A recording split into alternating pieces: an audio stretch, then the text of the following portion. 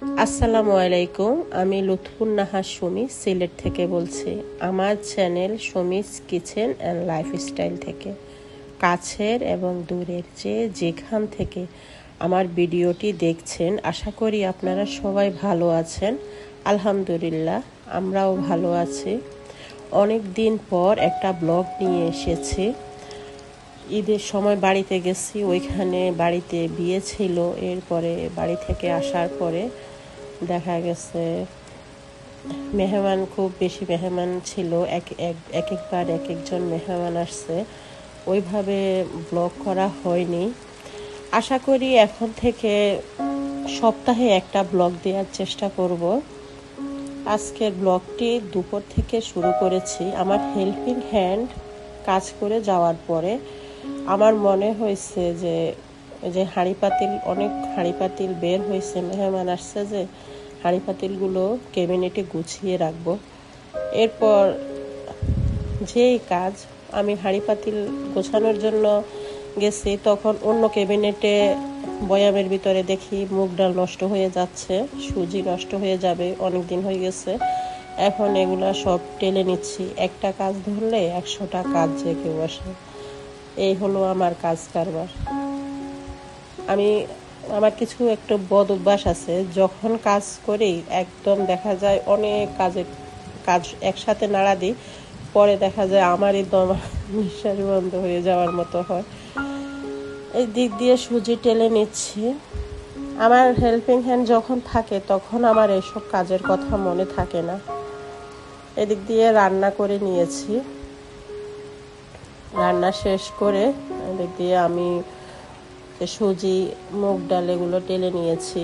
আর ক্যাবিনেটের অনেক কাচের বয়ম, তারপরে প্লাস্টিকের বয়ম সব ভালো করে ধুয়ে আমি বারান্দায় শুকাতে দিয়েছি। আর এখান দিয়ে গ্লাসের ঢাকনাগুলো, যেগুলো রাফ ইউজ করি, এগুলো সব ধুয়ে এখন শুকাতে দিব। এতগুলো লাগে না, তারপরও দেখা যায় নিচে অনেক বেশি ঝামেলা হয়েছিল। এখন এগুলো সব ধুয়ে রান্নাঘর ক্লিন করে নিচ্ছি, চুলা ভালো করে পরিষ্কার করে নিচ্ছি।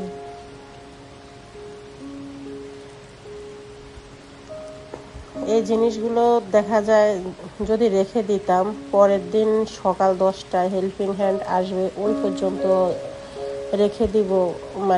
নিজের কাছে কেমন লাগে, রান্নাঘর এরকম হিবিজিবি হয়ে থাকবে, এই জিনিসটা ভালো লাগে না। এই জন্য নিজেই সব কিছু করে নিয়েছি, যদিও করতে আমার অনেক টাইম লেগেছে। এখান দিয়ে নামাজ, গোসল, খাওয়া সব লেট হয়ে গিয়েছে, প্রায় 4টা বেজে গেছে। ধরছি যখন ভালো করে সব কিছু ক্লিন করে তারপর অন্য কাজে আর কি। এই যে ফাইনাল লুক, এখন সব কিছু ক্লিন করে নিয়েছি।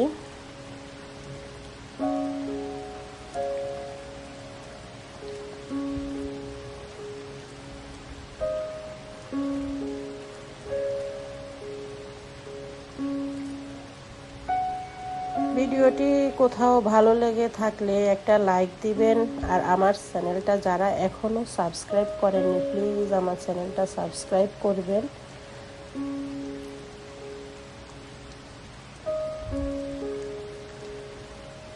এই যে এখানে দেখা গেছে একটু কালো কালো সিঙ্কের উপরে এই জিনিসটা, এটা কিন্তু কি যেন ওনাদের লাগানো, এটা ইয়ে করা যায় না, ছেঁড়া যায় না। কিন্তু আমি প্রতিদিনই এটা 2-3বার ভালো করে ঘষাই। এটা কিন্তু কালো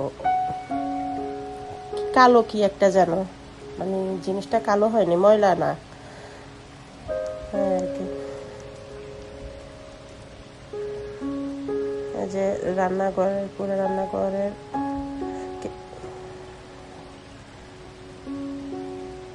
সিঙ্ক এরিয়াটা দেখাচ্ছি। আর এদিক দিয়ে উপরে এগুলো হলো কিয়ামের পাতিল, এই ক্যাবিনেটে রেখেছি। আর অন্য ক্যাবিনেটে এমজিসি পাতিলগুলো রেখেছি। আর অন্য ক্যাবিনেটে প্রতিদিন রাফ ইউজের জন্য যে বয়াম খাবার ওইগুলো রাখা হয়েছে। আর এদিক দিয়ে আপনাদের ভাইয়া 1 ক্যারেট আম এনেছে, আর এদিক দিয়ে আমরা নিয়ে নিয়ে খাচ্ছি, কিন্তু আমের ইয়েটা খুলছি না। সবগুলো আম মানে শক্ত ছিল আমগুলো। পরে এখন দেখি উপরে যে বড় বড় আম ছিল, ওনারা কি করে ভিতরে একদম ছোট ছোট আম দেয়। আর দেখেন অনেকগুলো আম পচেও গিয়েছে। এখন একটা পচা আম, একটা কথা আছে না, একটা পচা আমের সাথে যদি আরও 10টা ভালো আম থাকে তাহলে ওই আমগুলো পচে যায়। এই হলো অবস্থা। এখন পচা আমগুলো সরিয়ে নিচ্ছি, আর কিছু আম নর্মাল ফ্রিজে রেখে দিব। আর পচাগুলো দেখি যতটুকু নেওয়া যায়। আর সবগুলো আম নরম হয়ে গিয়েছে। এখন নর্মাল ফ্রিজে রেখে দিব কিছু আম, আর পচাটুকু ফেলে যা নেওয়া যায় আর কি। ভিডিওটি ভালো লাগলে একটা লাইক দিবেন, আর যারা এখনও আমার চ্যানেলটি সাবস্ক্রাইব করেননি প্লিজ আমার চ্যানেলটি অবশ্যই সাবস্ক্রাইব করবে। আজকের মতো ভিডিওটি এখানে শেষ করছি। আসসালামু আলাইকুম। আল্লাহ।